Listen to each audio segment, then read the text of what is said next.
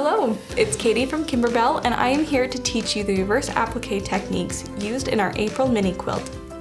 The April Mini Quilt comes with two different embroidery files for your blocks. The regular block that you'll use without background quilting, and the block by block files that allow you to add background quilting to your block without too much bulk. Take a look at the instructions with me. On your CD, you'll have a PDF called Reverse Applique with Block by Block Quilting. This PDF will walk you through how to quilt all of your reverse applique blocks. You'll see that there are different instructions for both the top and bottom rows, and this is because the bottom row blocks are all completed with reverse applique technique completed in one hoop, and the top row of the quilt is completed in two hoopings. Today, I'm going to show you how to quilt one of the top row blocks, the Bunny 1. The first step is to complete the Part A embroidery file, the 4x4 Bunny 1 Part A. Simply follow the April Mini Quilt instructions, and once this design is complete, set it aside until it's time to add to the Part B file.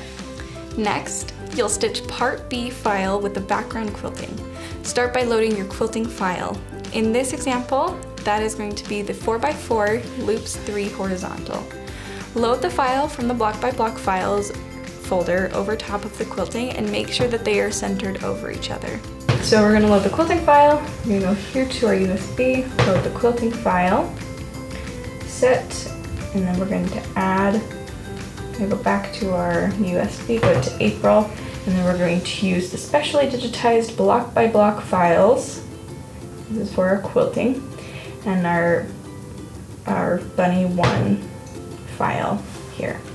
And I'm going to click set, and it will add it to my quilting, and I click embroidery, and we're good to go.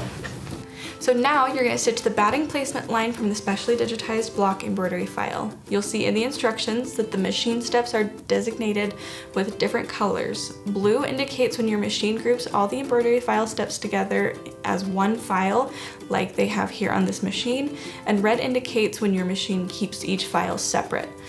Machine steps are displayed differently on different machines, so just watch for that when you're stitching these files.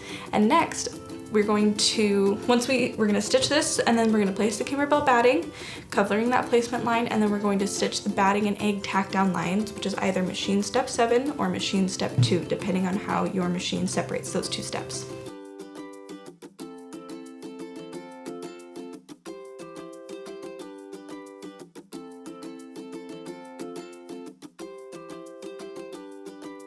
So you can see here on my machine that this step is going to stitch the batting tack down line on the outside, and then it's going to stitch in the middle here, and we are going to trim out the batting from the inside there so that when we do our reverse applique technique, there will be less bulk in the seams. So now we are going to trim along the outside of our batting here, and then on the inside of our egg.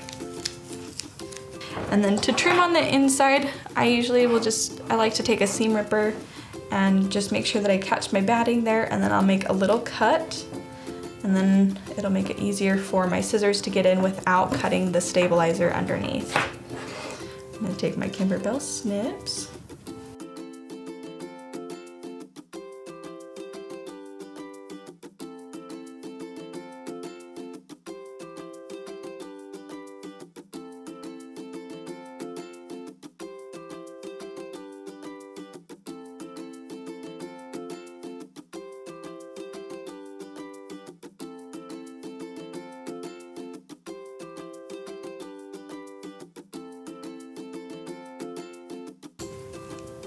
Alright, we're now going to stitch our fabric placement line around here, and then we'll place our background fabric.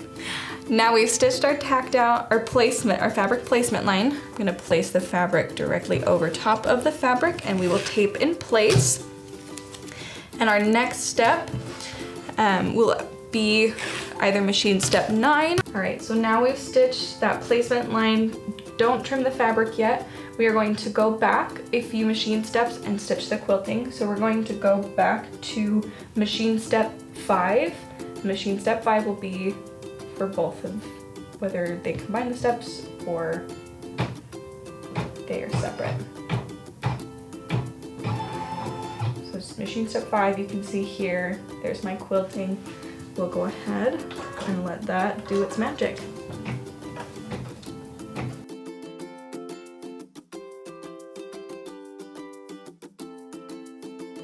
So now that we have our quilting complete, we are going to go back to our screen here and we're gonna skip forward a few steps because we've done the quilting, we've placed our background fabric, and we're just gonna jump ahead to, oh, I went backwards. We're gonna go to machine step.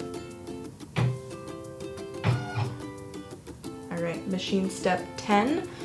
So now that we've got your quilting, if you're following along in your instructions on page 15, we're jumping from that quilting instruction to your regular April mini quilt instructions. We've stitched part A here. I already have it done. If you haven't done that, you'll want to make sure that you have. We're gonna go to our part B instructions on page 16. So you're gonna take your lining fabric, make sure that it's starched and pressed really well. We want that to be nice and flat, nice and sturdy for the next few steps. So on our machine, we're gonna stitch machine step 10, which is going to be the lining placement line.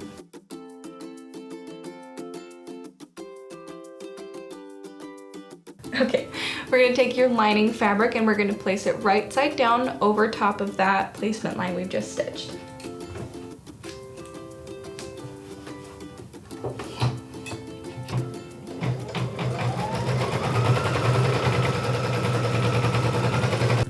So now you're going to carefully trim inside the seam stitch with a 1/4 inch seam allowance. You're gonna cut through all of the layers of fabric and the stabilizer. Once we've done that, we're gonna clip the curves inside the seam every 1/8 of an inch. Make sure not to clip these seam stitches. If you look on the back of your hoop, you're gonna see this placement line here. We are gonna trim through that, and that is totally fine. But we are not going to trim through this seam here. We're gonna go through all the layers. Use that there.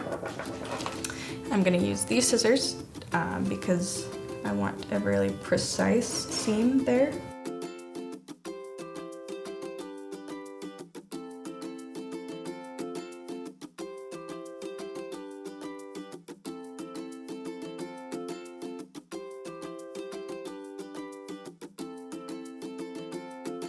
Next, you're gonna turn your hoop to the back and carefully pull the lining fabric through the hole.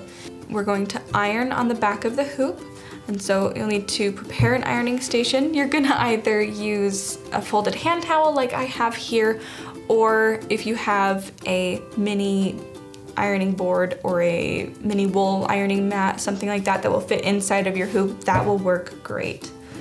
So I'm going to go right side down. And we're just gonna pull that through to the back.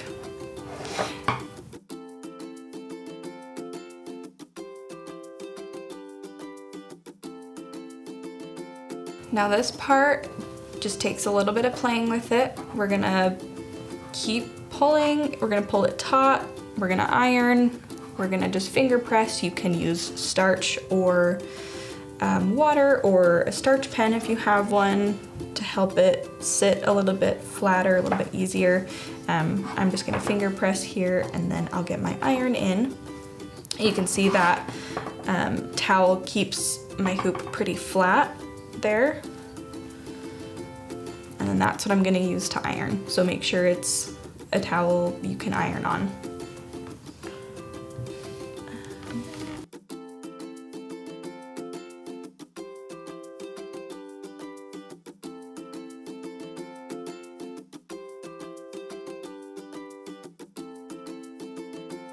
A mini iron works great like this one, but if you only have a larger iron, that will work too. Just make sure to be careful. Don't burn your hand, don't melt your hoop. All right. I'm gonna use quite a bit of tape here on the back because I wanna keep that fabric nice and taut, and I don't want it to get caught in my embroidery later either. And I'm just gonna flip back to the front and just make sure my stabilizer is nice and tight. Don't want that to be coming out. So you can see how on the sides here where I've taped, you can't really see. You can see that seam, but you can't see the fabric underneath. That's what we're trying to do. If you can see a little bit like that, that is not a big deal. That's a pretty good job.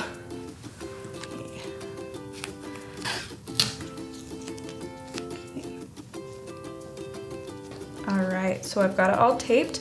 I'm gonna flip it back to the front on my table, and I'm just gonna press on the fabric where I have it taped, just to make sure that that tape is really stuck really well. I don't want that to come undone. And you can see now we've got an opening here, and that's gonna allow us to do our next steps. So we've got that ready. I'm gonna turn this to the back one more time. We're gonna take our part A file here. I'm gonna turn it right side down, and we're gonna place it over top of that opening there and tape that in place really well also.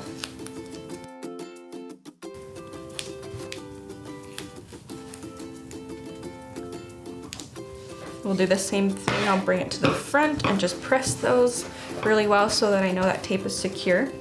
And if you don't like where it's lined up, you can always adjust it before you finish your stitching.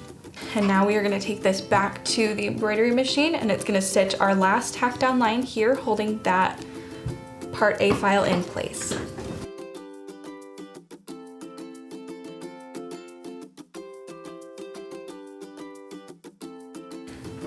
And that is it for this block. We'll take it out of the hoop, trim it, and then we can sew it together with all of the rest of our blocks. If you are doing the regular reverse applique where you do all of this in just one hoop, there's no part A, part B, you do just want to make sure before you stitch the rest of your design that you put a layer of wash away topping, just to make sure your presser foot doesn't get caught on any of these on this opening. I hope you love creating your April mini quilt. Thanks for joining me.